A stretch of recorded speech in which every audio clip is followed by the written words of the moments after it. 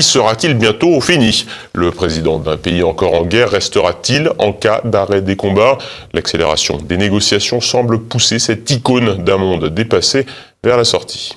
5 ans, 8 mois et 3 jours de présidence, Volodymyr Zelensky, propulsé au rang d'icône par la guerre, résistera-t-il à la paix? Les récentes évolutions tendent à penser que non. Les négociations que les États-Unis veulent mener essentiellement en tête-à-tête avec le Kremlin mettent à l'écart l'Union européenne, d'une part, mais aussi l'Ukraine. Donald Trump qualifie ainsi Volodymyr Zelensky de dictateur, arguant qu'il n'a pas organisé l'élection présidentielle qui devait avoir cours dans son pays le 31 mars 2024.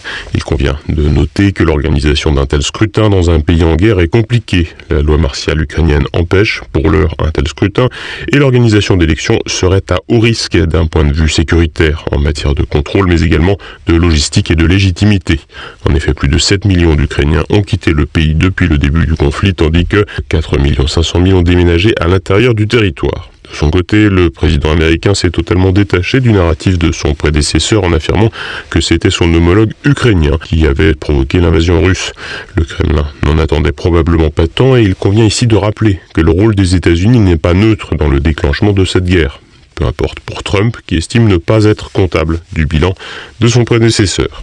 Inventant une cote de popularité de 4% pour son homologue ukrainien, qui se situerait en réalité à 57%, Donald Trump semble désirer tourner la page d'un président dont l'opposition frontale, et logique pour un pays en partie envahi, sera probablement inadaptée à une période de paix. Revendiqué isolationniste, Trump fait ici dans l'interventionnisme, en se penchant sur le fonctionnement d'un État tiers. Mercredi, l'envoyé spécial des États-Unis, Kate Kellogg, a déclaré que des élections présidentielles doivent être organisées d'ici la fin 2025, affirmant que cela serait un signe d'une démocratie saine.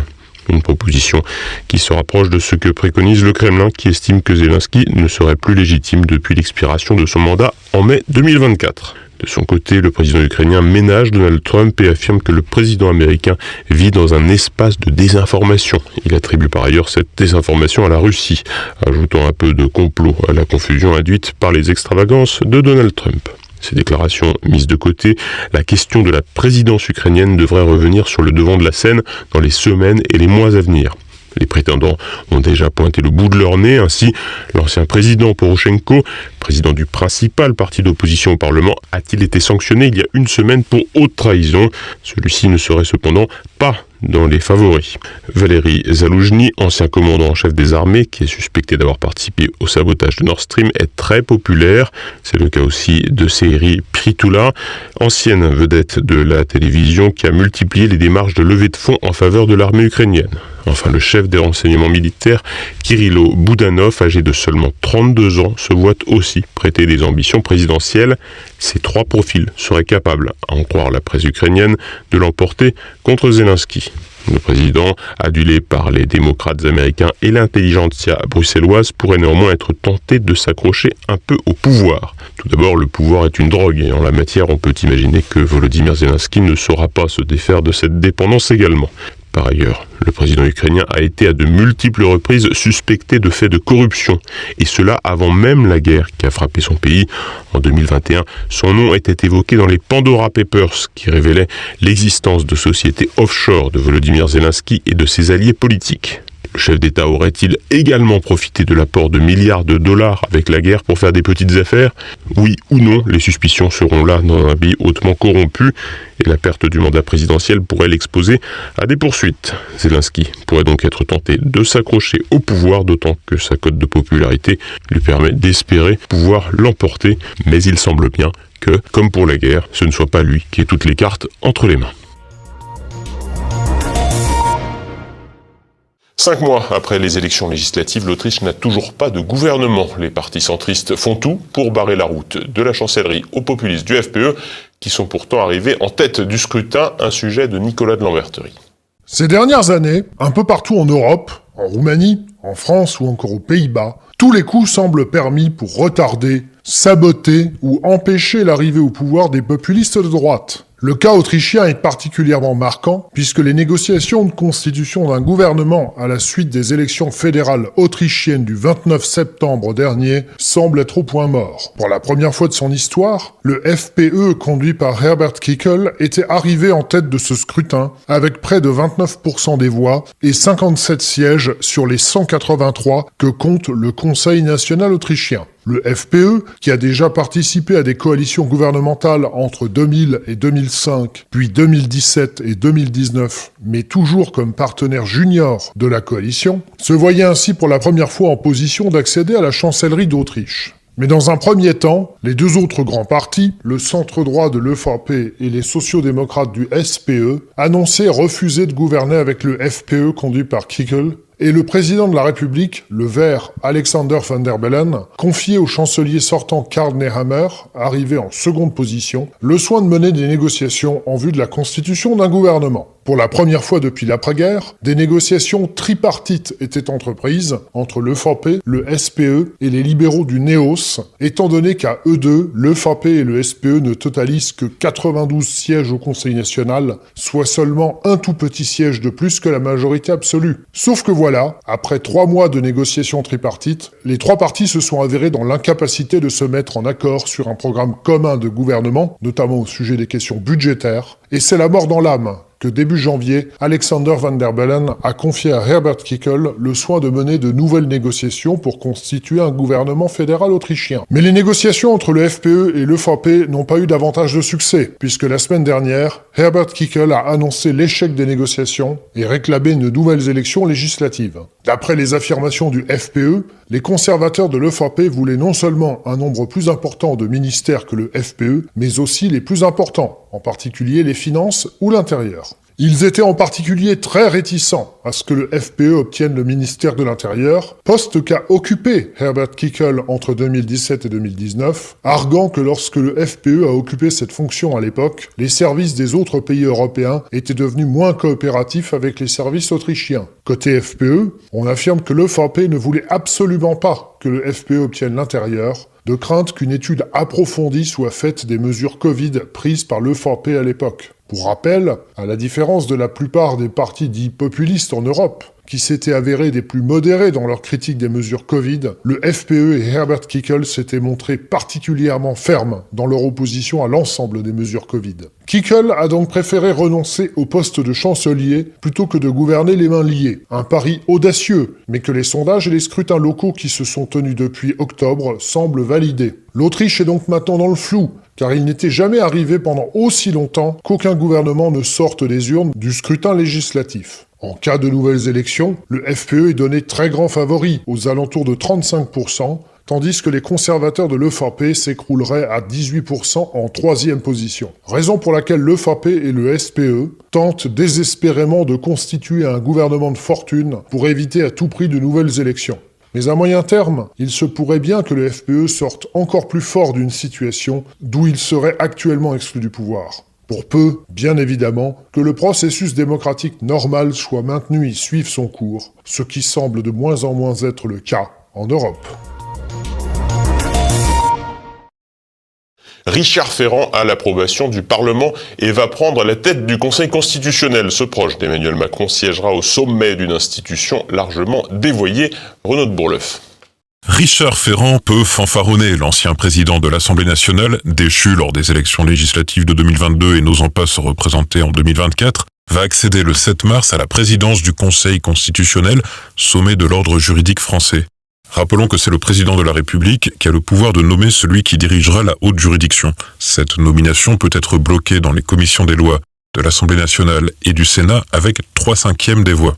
Mercredi, Richard Ferrand a eu chaud aux urnes, il a échappé au veto parlementaire à 1 voix près. Les différentes forces politiques de gauche et de droite, y compris LR, ont appelé à voter contre lui. À la surprise générale, un parti d'opposition a fait exception, le Rassemblement national. Le groupe Rassemblement national ne pouvait évidemment pas soutenir cette candidature. Cependant, nous vous annonçons que nous avons voté l'abstention. Nous nous sommes abstenus sur ce choix. Nous nous sommes abstenus pour plusieurs raisons et nous allons essayer ensemble d'y revenir. La première d'entre elles, c'est parce que nous avons posé des questions précises à Richard Ferrand sur comment il envisageait évidemment sa présidence au Conseil constitutionnel. Il nous a rassurés, il s'est engagé devant la représentation nationale, devant les députés présents. Les commentaires vont bon train sur un accord qui aurait été conclu entre le RN et la Macronie. Et qu'on sait très bien qu'une des premières grandes questions que devra trancher le Conseil constitutionnel une fois les nouveaux membres nommés est cette question prioritaire de constitutionnalité qui porte sur une question semblable à celle qui concerne Marine Le Pen sur l'inéligibilité en cas d'exécution provisoire. Ce à quoi le RN rétorque que les différents partis de droite et de gauche ont tous été, je cite, des soutiens directs ou indirects d'Emmanuel Macron, justifiant ce choix de l'abstention par une volonté d'éviter le pire.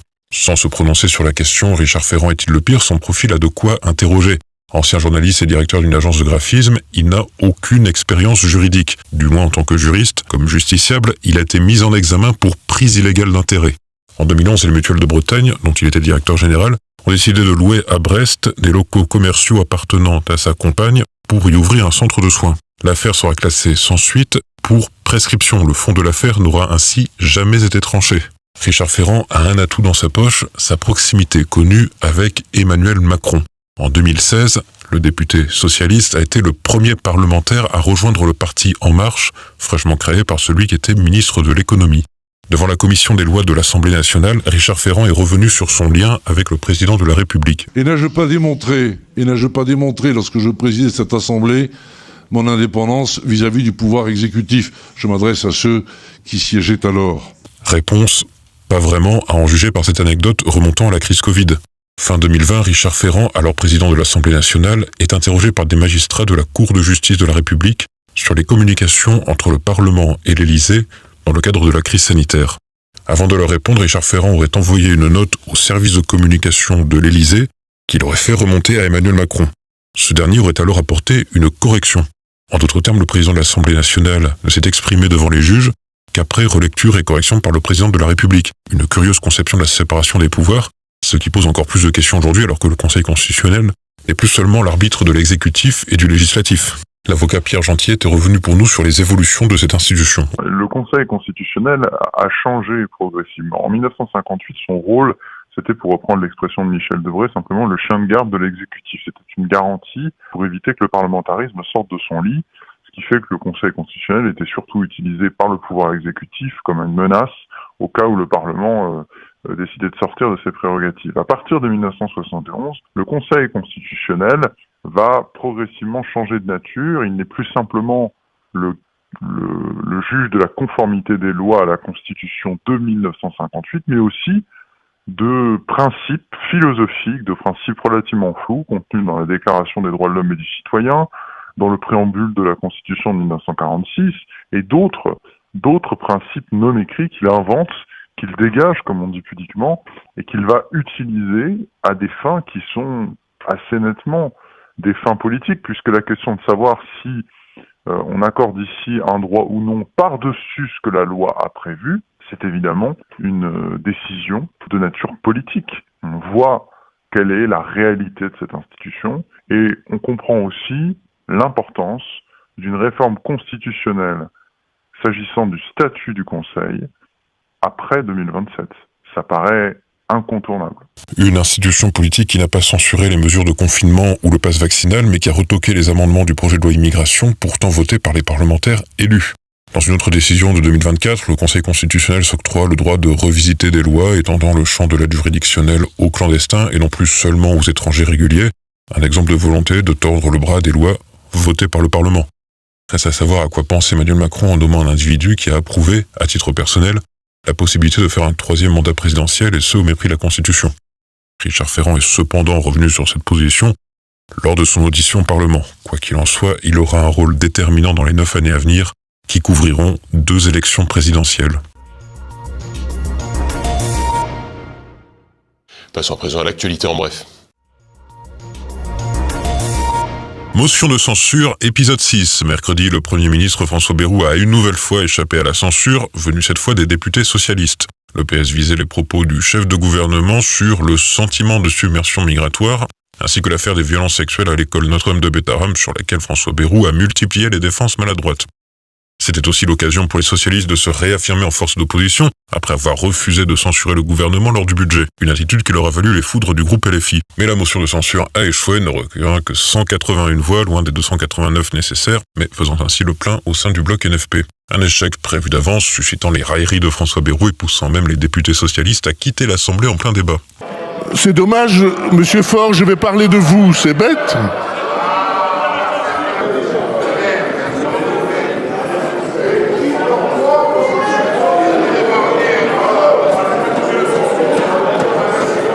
J'avoue que c'est la première fois que je vois un parti qui dépose une motion de censure quitter l'Assemblée pendant la discussion de sa motion de censure.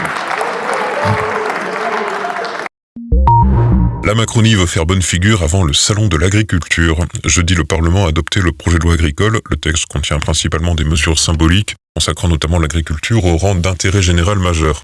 Concrètement, il s'agit de faciliter le parcours des projets de structures de retenue d'eau ou de bâtiments d'élevage hors sol lorsqu'ils sont mis en balance avec un objectif de préservation de l'environnement. De nombreux juristes doutent de son efficacité, mais l'adoption du texte arrive à point nommé 2 jours avant l'ouverture du salon de l'agriculture, après un chemin de plusieurs mois pour un projet de loi déposé en avril dernier. Aurore Berger va avoir une nouvelle raison de pleurnicher. L'ancien ministre, redevenu député du parti macroniste, a vu la police débarquer dans son cossu domicile parisien dans le cadre de l'affaire du lobbying des crèches privées. Cette perquisition a eu lieu la semaine dernière, mais a été rendue publique seulement mercredi. Accusée d'avoir menti devant la représentation nationale, celle qui a testé toutes ou presque toutes les nuances du centre droit, est mise en cause pour des liens supposés avec une lobbyiste des crèches privées. Elle aurait ainsi, selon ses détracteurs, protégé des crèches privées alors que des faits de maltraitance contre les enfants avaient pu être constatés. Elle pourra difficilement invoquer des trous de mémoire ou un changement d'époque comme peut le faire François Bayrou. C8 et Énergie 12 bientôt débranchés. Mercredi, le Conseil d'État a rejeté le recours visant à maintenir les 2 chaînes de télévision sur la TNT. Selon la haute juridiction administrative, l'autorité de régulation de la communication audiovisuelle et numérique, l'ARCOM, n'aurait pas commis d'illégalité en écartant les 2 chaînes. Concernant Énergie 12, la décision était motivée par un manque de programmes inédits et une perte d'audience. Quant à C8, la chaîne s'est vue officiellement reprocher des manquements à ses obligations, qu'il s'agisse de la maîtrise de l'antenne ou du respect des droits de la personne. Mais beaucoup y voient une atteinte à la liberté d'expression. Les 2 chaînes quitteront la TNT samedi 1er mars. L'actualité internationale, en bref. L'Allemagne se réarme, l'industrie de l'armement a le vent en poupe chez nos voisins germains et les groupes d'armement s'envolent en bourse. La cadence pourrait encore s'intensifier puisque le président de la Fédération allemande de l'industrie défend une participation de toutes les entreprises du pays à l'effort de défense. Depuis la conférence de Munich, le cours du fabricant allemand de blindés, de munitions et de systèmes d'artillerie s'est envolé de près de 30% et témoigne du bouleversement géopolitique en cours. Longtemps placé en marge dans le monde de l'armement et des armées, Berlin a commencé à changer son fusil d'épaule avec l'invasion russe de l'Ukraine en février 2022. Le seul frein existant encore aujourd'hui à une augmentation des dépenses militaires de l'Allemagne réside dans les règles empêchant l'endettement dans un pays qui demeure inquiet de ses finances publiques. L'Europe, terrain inhabituel d'affrontement entre Séoul et Pyongyang. Mercredi, la Corée du Sud a proposé l'asile aux soldats nord-coréens présents en Ukraine. Séoul estime ainsi que les soldats nord-coréens sont constitutionnellement considérés comme ses ressortissants. Une position affirmée par le ministre des Affaires étrangères alors qu'un soldat capturé en Ukraine a déclaré demander l'asile en Corée du Sud. Alors que plusieurs milliers de soldats nord-coréens seraient présents dans les zones de guerre, une telle offre pourrait susciter des vocations. L'éruption de l'Etna enflamme l'activité en Sicile. Depuis le 12 février, le volcan est entré en activité. Des coulées de lave s'échappent du cratère Boccanova, avançant lentement vers le sud-ouest sans menace immédiate pour les habitants. Cependant, de nombreux touristes multiplient les imprudences, sans doute fascinés par le célèbre volcan sicilien. Ils se précipitent sur les bords de l'Etna pour admirer les coulées de lave. Certains se sont même aventurés à descendre les pentes enneigées avec leurs skis. De quoi inquiéter les autorités locales. Ainsi, les pompiers ont mis plusieurs heures à retrouver 8 touristes, dont 2 mineurs qui s'étaient perdus lors d'une sortie lundi. Par ailleurs, les nuages de cendres projetés dans l'atmosphère ont contraint l'aéroport de Catane, 2e ville de Sicile, à détourner plusieurs vols. La police péruvienne ne manque pas d'imagination. Afin d'arrêter un trafiquant de drogue en flagrant délit, elle a eu recours à un déguisement de capybara, un rongeur présent sur le continent sud-américain et qui s'apparente un peu à notre castor. Sac à tortue sur le dos, l'agent déguisé s'est introduit chez le criminel, lui faisant croire qu'il avait une surprise pour lui. Il s'est ensuite jeté sur le trafiquant et l'a immobilisé en compagnie d'un autre policier. La vidéo publiée le 14 février est complétée d'un texte qui explique que la saisie a permis de perquisitionner plus de 1700 paquets de PBC, c'est-à-dire de la pâte basique de cocaïne. La police péruvienne est coutumière du